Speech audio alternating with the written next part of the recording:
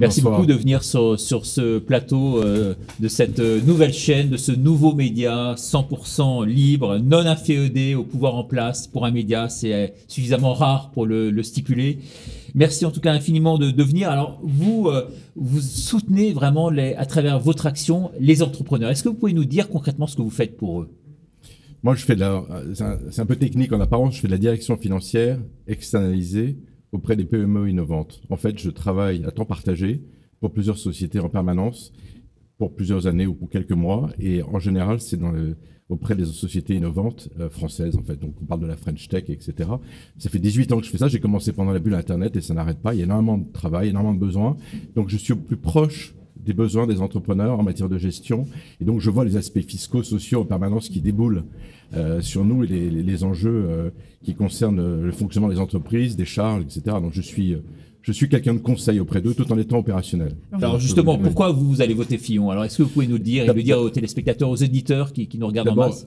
Rétrospectivement, je voudrais dire que depuis qu'il avait annoncé il y a quelques années qu'il serait candidat à l'élection présidentielle et seulement à ça et à rien d'autre, j'ai très vite cru en son programme en écoutant ce qu'il faisait, en suivant son programme.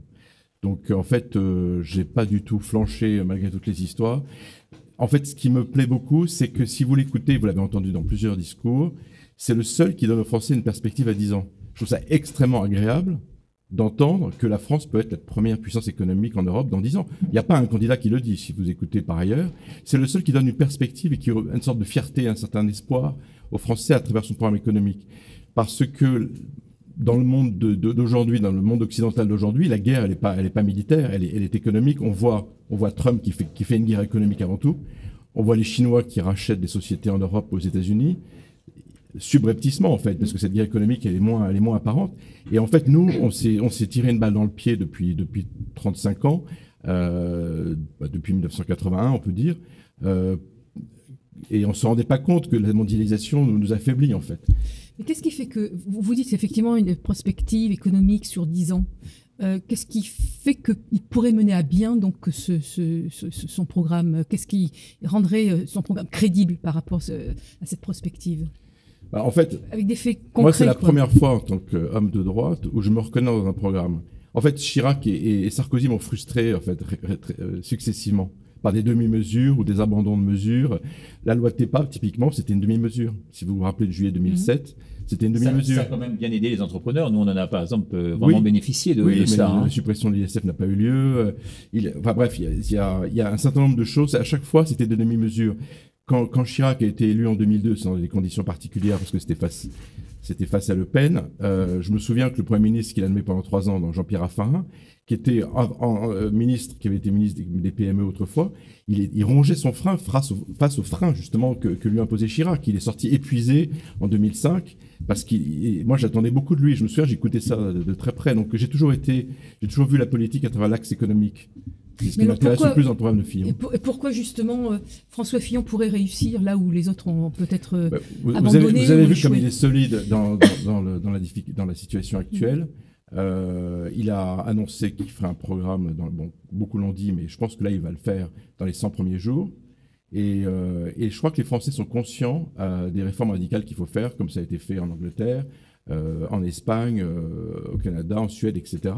Donc j'ai tout à fait confiance dans cette capacité à le faire. Le seul bémol, c'est que son image a quand même été assez dégradée vis-à-vis de la majorité des Français.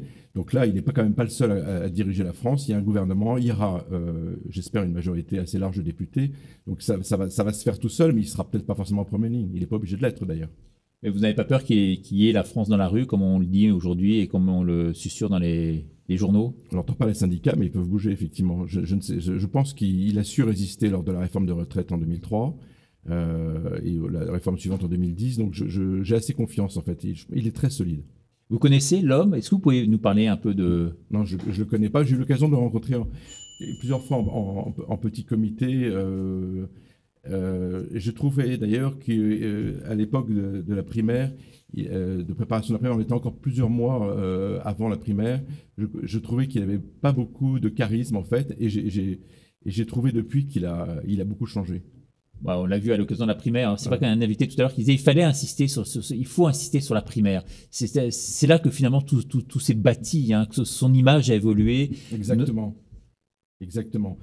Sachant qu'en plus, les programmes étaient moins différenciants que là, maintenant, pour l'élection présidentielle. Et il est sorti du lot. Et c'est vrai que, enfin, je ne sais pas si vous y croyez à l'époque, mais il était en permanence dans les sondages à 10%. Et ça a été une explosion. On a même photographié l'écran sur la télévision quand on voyait 44% au premier tour. Enfin, on n'en revenait pas, quoi. Donc aujourd'hui, vous y croyez encore? Dur comme fer. Oui, tout à fait. Écoutez, merci beaucoup en tous les cas d'être venu sur ce plateau de 100% Média Libre ce soir. Merci beaucoup.